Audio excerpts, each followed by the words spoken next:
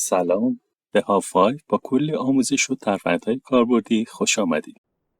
خب در این قسمت یاد میگیریم که چه شکلی در کانوا یک اکانت حرفه‌ای بسازیم و تنظیمات اولیه رو انجام بدیم. برای این کار ابتدا از طریق وبسایت کانوا canva.com میتونیم وارد بشیم یا اینکه اپلیکیشن کانوا رو در موبایل خودمون نصب کنیم. در رابطه با کانوا کار کردن در لپتاپ و وبسایت کانوا یه مقدار ساده تر هست، ولی باز هم بستگی داره به خود اشخاص. بعضی از اشخاص با موبایل راحت تر کار میکنن و مشکلی نداره و همه فعالیت هایی که در لپتاپ میشه انجام داد با موبایل هم میشه انجام داد. برای ایجاد حساب کاربری در سرویس کانوا دکمه ساین اپ رو میزنیم. 3 تا گزینه داره که میتونیم از طریق حساب گوگل یا فیسبوک و همچنین از طریق ایمیلمون وارد بشیم. 2 تا گزینه اول خب سریعتر وارد اکانت میشیم، ولی گزینه سوم هم مناسب هست. اگر شما یک ایمیل معتبری دارید و ایمنی دارید، از این گزینه میتونید استفاده کنید. به لحاظ امنیتی هم توصیه میشه که با ایمیل وارد بشید که اگر حساب‌های اکانت‌های فیسبوک شما مثلا به مشکلی خورد، حساب کاربری شما در سرویس کانوا حفظ بشه. خب ما continue with ایمیل رو میزنیم. حالا اینجا آدرس ایمیلمون رو میخواد وارد میکنیم.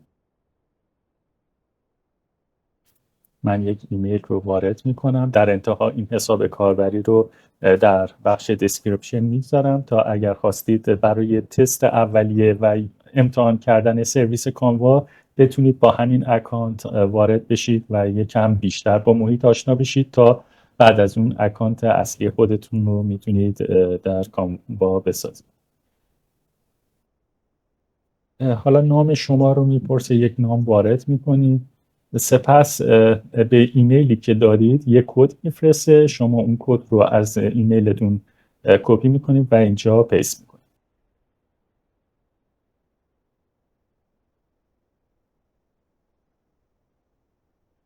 خب کد رو که وارد کردیم وارد سرویس کانوا میشیم. خب من در اینجا پرسونال رو میزنم، یعنی استفاده شخصی دارم. ولی اگر شما خارج از ایران هستید و مدارکی دارید که استاد هستید، آموزگار هستید، دانش آموز هستید یا برای خیریه کار میکنید، سرویس کانوا اکانت حرفه‌ای رو به صورت رایگان در اختیار شما قرار میده که بسیار گزینه خوبی هست. خب من پرسونال رو میزنم و بسته به نوع فعالیتی که داریم یکی از اینا رو میزنیم.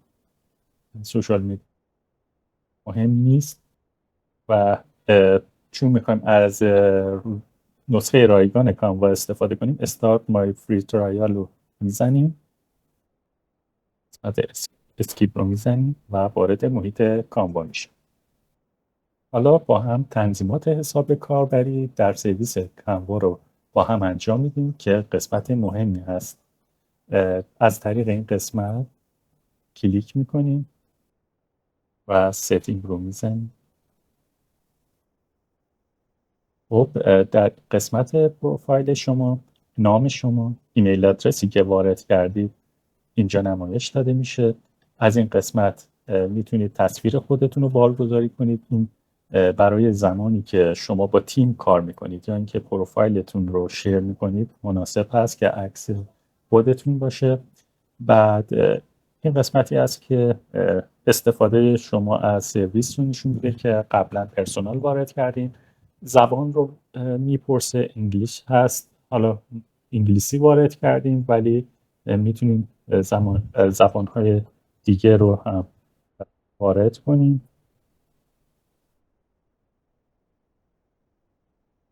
که فارسی هم میبینید داره. میتونیم اگر با فارسی راحت تر هستید فارسی هم وارد کنید. من حالا این رو همون انگلیسی میذارم.